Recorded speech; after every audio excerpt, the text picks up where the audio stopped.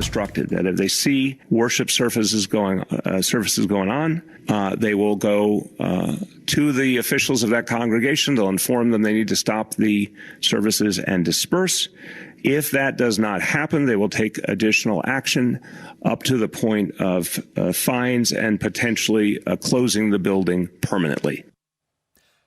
Mayor de Blasio talking like a tough guy, looking for trouble. That hasn't been an issue here, but it looks like he wants it to be one, and he would love to close down a worship center permanently. I want to bring in Eric Metaxas. He is the host of the Eric Metaxas radio show. He's the author of 7 More Men and the Secret of Their Greatness. He is a man of faith, and he can be a warrior on these issues, especially when these local officials get ideas about closing down churches. Eric, welcome back to Newsmax. Great to be here. Important subject. Totally. And you know what? The government is treating a church just like it treats a hairdresser, same level.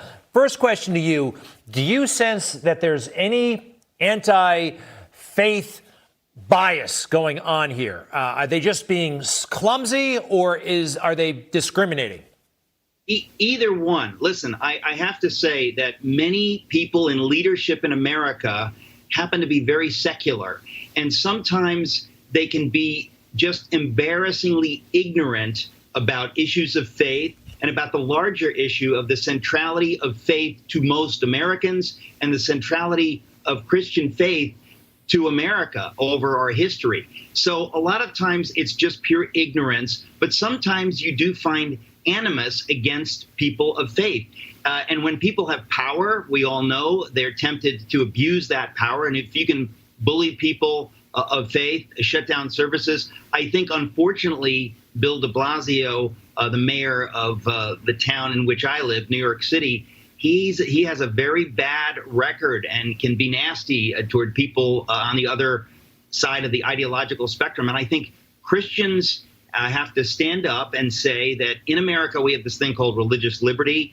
And, you can't push us around. We have liberty. I think there have been a number of cases around the country already. In Mississippi, there's a horrendous one where people have used the power of government to terrorize people trying to have church services, in cars with the windows closed. Crazy stuff.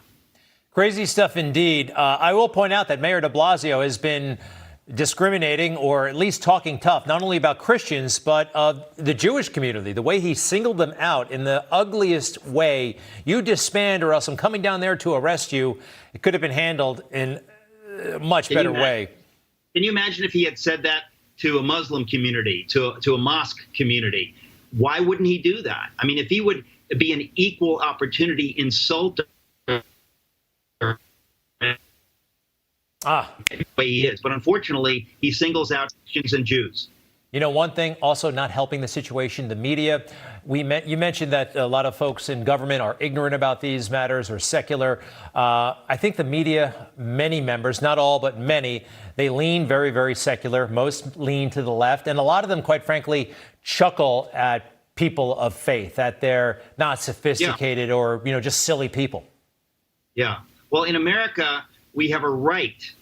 We have a right to be unsophisticated, dumb. We have this thing called liberty in America. You don't have to agree with people. You have to understand that in a free country, people are going to have views that are different from yours. And except for absolutely extreme cases, you have no business interfering. And religious liberty has been at the very center of this nation, and faith has been, I would say, the strength of America. It's what made Tocqueville marvel. How is it possible for this country to be so amazing? And Eric, he saw that.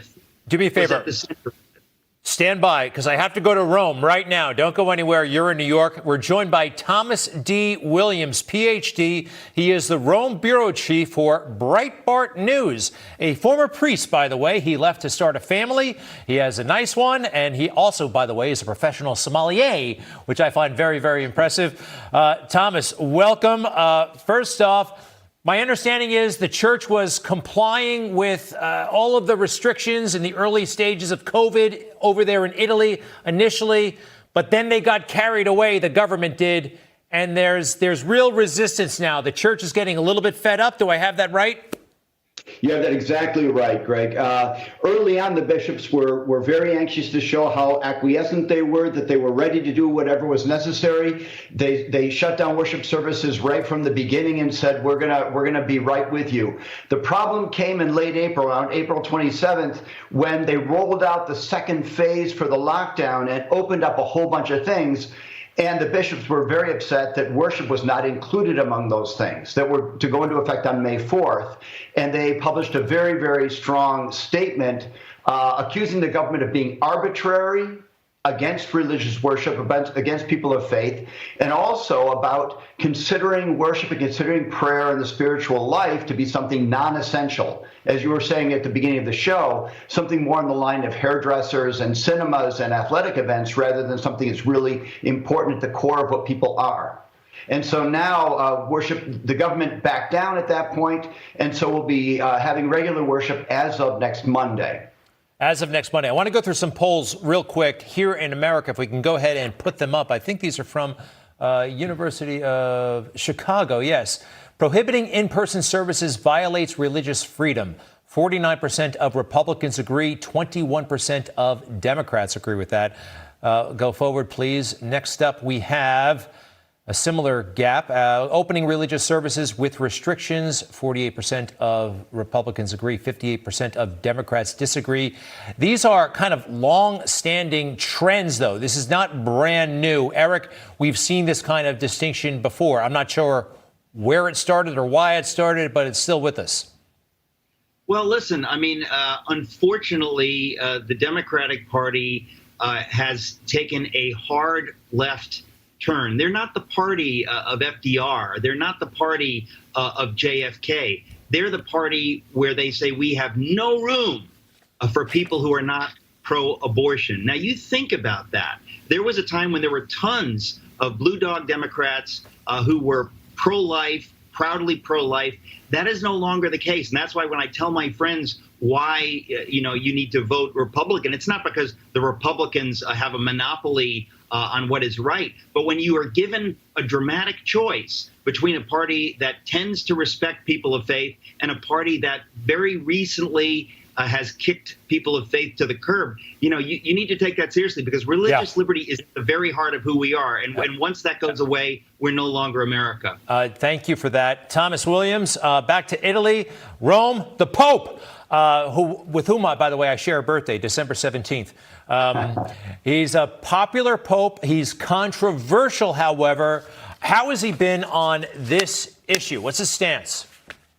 Well, it's funny. He's kind of gone back and forth on this. Initially, he gave permission for all the churches to be closed, and the very next day, and apparently he got calls from a couple of cardinals that were irate over this. The very next day, he came out publicly and said, we went too far. We have to open the churches back up, at least for private prayer. So that literally lasted 24 hours. He's gone a little bit back and forth on this. He has pushed priests to be out with the people. He has said shepherds should not be afraid when the wolf comes. He's used these expressions, these biblical expressions, to talk about how priests have got to be out there with the people, making the sacraments available. So it's kind of been a back and forth. Thomas, we can follow him on Twitter, by the way. We can follow all you guys on Twitter. We'll put it in the show notes. Sorry we have to go. Thomas D. Williams from Breitbart and Eric Metaxas, thank you very much, from the Eric Metaxas radio show. Social distancing. My church on 29th Street in Manhattan, it was only at 15% capacity before COVID. You were already 10 feet apart. You had the whole row to yourself. But I think at the end of this, it's going to be a lot more popular, and something good coming from something bad, perhaps. Thank you both, gentlemen.